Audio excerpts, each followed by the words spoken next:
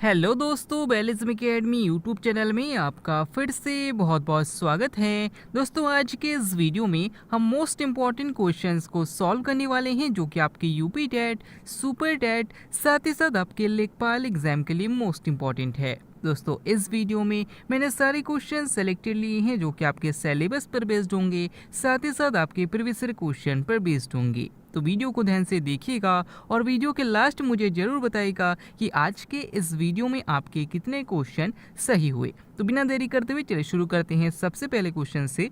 सबसे पहला क्वेश्चन है, जनसंख्या का महाविभाजक वर्ष किसे कहा जाता है? ऑप्शन आपके सामने 1921, ऑप्शन बी 1951, ऑप्शन सी 1931 या फिर ऑप्शन डी 2011। इसका सही आंसर हो जाएगा ऑप्शन ए 1921। दोस्तों, याद रखिएगा कि अगर आपसे पूछा जाता है कि जनसंख्या का महाविभाजक वर्ष किसे कहा जाता है तो याद रखिएगा 1921 को कहा जाता है। लेकिन अगर आपसे पूछा जाता है कि जनसंख्या का लघु विभाजक वर्ष किसे कहा जाता है तो याद रखिएगा 1951 को कहा जाता है। अगर आपसे पूछा जाता है कि पहली बार जातीय आधारित जनगणना कब की गई थी तो याद रखिएगा 1931 में की गई थी। अगला क्वेश्चन, क्लोरोफिल में कौन सी धातु पाई जाती है? ऑप्शन आपके सामने potassium, option B magnesium, option C sodium या फिर ऑप्शन डी कैल्शियम।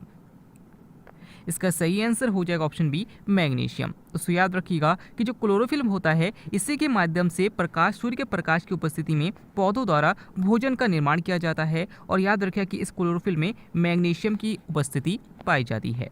अगला क्वेश्चन, स्वतंत्रता के बाद प्रथम आम चुनाव कब हुए थे? ऑप्शन आपके सामने 1951, ऑप्शन बी 1954, ऑप्शन सी 1952 या फिर ऑप्शन डी 1960। इसका सही आंसर हो जाएगा ऑप्शन सी 1952। दोस्तों, याद रखिए कि स्वतंत्रता के बाद जो प्रथम चुनाव हुआ था वो 1952 में हुआ था।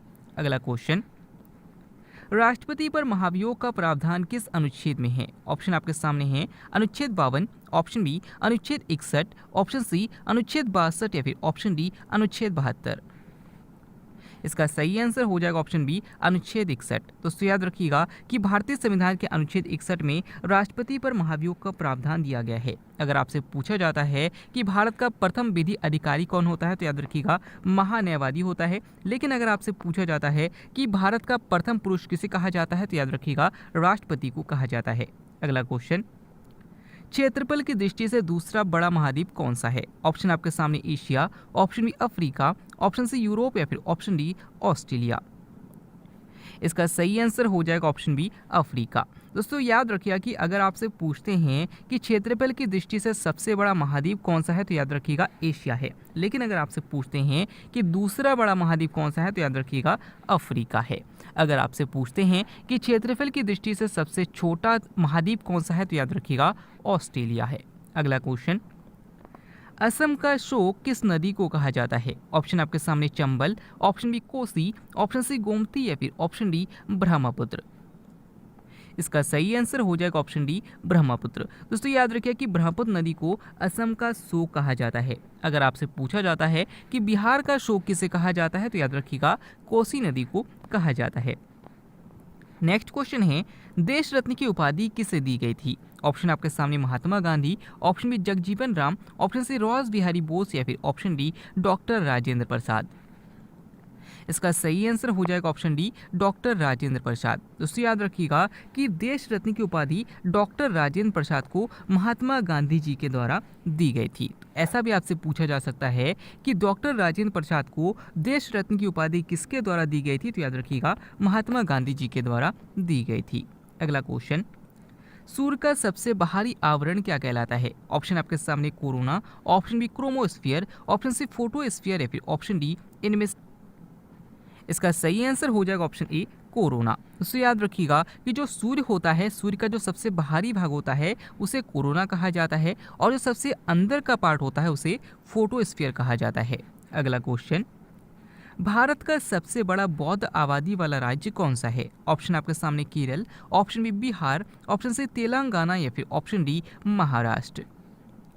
इसका सही आंसर हो जाएगा ऑप्शन डी महाराष्ट्र। दोस्तों, याद रखिए कि महाराष्ट्र एक ऐसा राज्य है जहां पर सबसे अधिक बौद्ध धर्म के लोगों की आबादी है। अगला क्वेश्चन, जंतु और पादप के बीच की कड़ी किसे कहा जाता है? ऑप्शन आपके सामने अमीबा, ऑप्शन बी विषाणु, ऑप्शन सी यूग्लिना या फिर ऑप्शन डी हाइड्रा। इसका सही आंसर हो जाएगा ऑप्शन सी, यूग्लिना। दोस्तों याद रखिए कि जंतु और पादप के बीच की कड़ी यूग्लिना को कहा जाता है। अगर आपसे पूछते हैं कि सजीव और निर्जीव के बीच की कड़ी किसे कहा जाता है, तो याद रखिएगा विषाणु को कहा जाता है।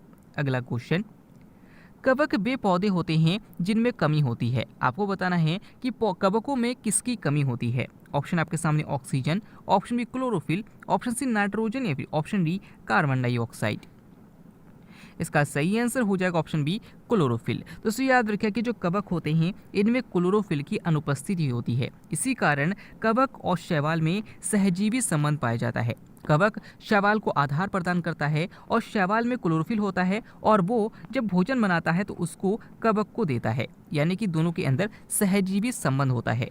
अगला क्वेश्चन, आइरिस मानव की किस अंग से संबंधित है। ऑप्शन आपके सामने हृदय, ऑप्शन बी आंख, ऑप्शन सी वृक्क या फिर ऑप्शन डी यकृत। इसका सही आंसर हो जाएगा ऑप्शन बी, आंख। दोस्तों याद रखिए कि जो आइरिस है ये मनुष्य के आंख से संबंधित शब्दावली है। अगला क्वेश्चन, प्रदूषण सूचक के रूप में किसका प्रयोग किया जा सकता है। ऑप्शन आपके सामने hydra, option B diatom, option C sycon या फिर ऑप्शन डी साइनोबैक्टीरिया। इसका सही आंसर हो जाएगा ऑप्शन बी, डाइटम। दोस्तों याद रखिए कि डाइटम जो है वो अगर नदी का जल शुद्ध है तो उसमें ग्रो करेगा, लेकिन अगर नदी का जल अशुद्ध है, उसमें गंदगी है, वो साफ नहीं है, तो उसमें डाइटम ग्रो नहीं करेगा। यानी कि डाइटम के द्वारा हम प्रदूषण की जांच कर सकते हैं कि किस पानी में प्रदूषण है या नहीं है। अगला क्वेश्चन, महासागरों के खारेपन का क्या कारण है। ऑप्शन आपके सामने है sodium hydroxide, option B sodium chloride, option C magnesium hydroxide या फिर option D plaster of Paris. इसका सही आंसर हो जाएगा ऑप्शन बी, सोडियम क्लोराइड। दोस्तों याद रखिए कि महासागरों में NaCl पाया जाता है, यानी कि सोडियम क्लोराइड पाया जाता है। इसी कारण महासागरों के जल का जो स्वाद होता है वो खारापन होता है। अगला क्वेश्चन, अमृत क्रांति का संबंध किससे है। ऑप्शन आपके सामने है सड़क जोड़ो परियोजना, ऑप्शन बी नदी जोड़ो परियोजना, ऑप्शन सी प्रदूषण हटाओ परियोजना या फिर ऑप्शन डी इनमें से कोई नहीं। इसका सही आंसर हो जाएगा ऑप्शन बी, नदी जोड़ो परियोजना। दोस्तों याद रखिएगा कि अमृत क्रांति का संबंध नदी जोड़ो परियोजना से है। अगला क्वेश्चन, सभ्यताओं का पालना किसे कहा जाता है। ऑप्शन आपके सामने Europe, option B Africa, option C Asia या फिर ऑप्शन डी अंटार्कटिका। इसका सही आंसर हो जाएगा ऑप्शन सी, एशिया। उससे याद रखिए कि एशिया महाद्वीप को ही सभ्यताओं का पालना कहा जाता है। एशिया महाद्वीप को ही महाद्वीपों का महाद्वीप कहा जाता है। अगर आपसे पूछा जाता है कि मानवताओं का पालना किसे कहा जाता है, तो याद रखिएगा अफ्रीका महाद्वीप को कहा जाता है। अगर आपसे पूछते हैं कि भविष्य का महाद्वीप किसे कहा जाता है, तो याद रखिएगा अफ्रीका महाद्वीप को कहा जाता है। और अगर आपसे पूछा जाता है कि मरुस्थल विहीन महाद्वीप किसे कहा जाता है, तो याद रखिएगा यूरोप महाद्वीप को कहा जाता है। अगला क्वेश्चन, सौंदर्य का गृह किसे कहा जाता है। ऑप्शन आपके सामने बुध, ऑप्शन में शुक्र, ऑप्शन सी अरुण या फिर ऑप्शन डी पृथ्वी। इसका सही आंसर हो जाएगा ऑप्शन बी, शुक्र। दोस्तों याद रखिए कि शुक्र ग्रह को ही सौंदर्य का गृह कहा जाता है। और याद रखिएगा कि शुक्र ग्रह जो है वो सबसे चमकीला ग्रह है। अगर आपसे पूछा जाता है कि पृथ्वी की बहन किस ग्रह को कहा जाता है, तो याद रखिएगा शुक्र ग्रह को ही कहा जाता है। अगला क्वेश्चन, वैज्ञानिकों का महाद्वीप किसे कहा जाता है। ऑप्शन आपके सामने Europe, option B Africa, option C Asia या फिर ऑप्शन डी अंटार्कटिका। इसका सही आंसर हो जाएगा ऑप्शन डी, अंटार्कटिका। तो याद रखिएगा कि वैज्ञानिकों का महाद्वीप अंटार्कटिका महाद्वीप को कहा जाता है। यहाँ पर सबसे कम आबादी पाई जाती है, इसलिए बहुत बड़े बड़े जो प्रयोग किए जाते हैं, जो बड़े बड़े अनुसंधान किए जाते हैं, जो बड़े बड़े एक्सपेरिमेंट करे जाते हैं, वो अंटार्कटिका महाद्वीप में ही करे जाते हैं। और यहाँ पर इन्होंने बहुत सारे बड़े बड़े लेबोरेटरी बना रखे हैं। अगला क्वेश्चन, कौन सा द्वीप भारत और बांग्लादेश के बीच विवाद है। ऑप्शन आपके सामने है न्यूमोर द्वीप, ऑप्शन बी सॉल्सेट द्वीप, ऑप्शन सी एलिफेंटा द्वीप या फिर ऑप्शन डी श्रीहरिकोटा द्वीप।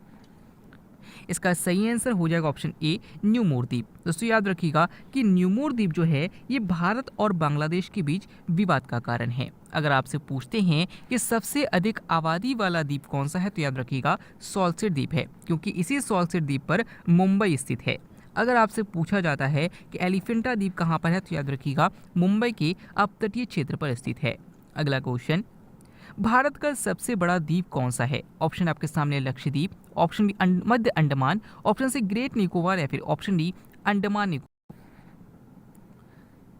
इसका सही आंसर हो जाएगा ऑप्शन बी मध्य अंडमान। दोस्तों याद रखिएगा कि अगर आपसे पूछते हैं कि भारत का सबसे बड़ा द्वीप कौन सा है तो याद रखिएगा मध्य अंडमान है। लेकिन अगर आपसे पूछते हैं कि भारत का सबसे बड़ा द्वीप समूह कौन सा है तो याद रखिएगा अंडमान निकोबार है।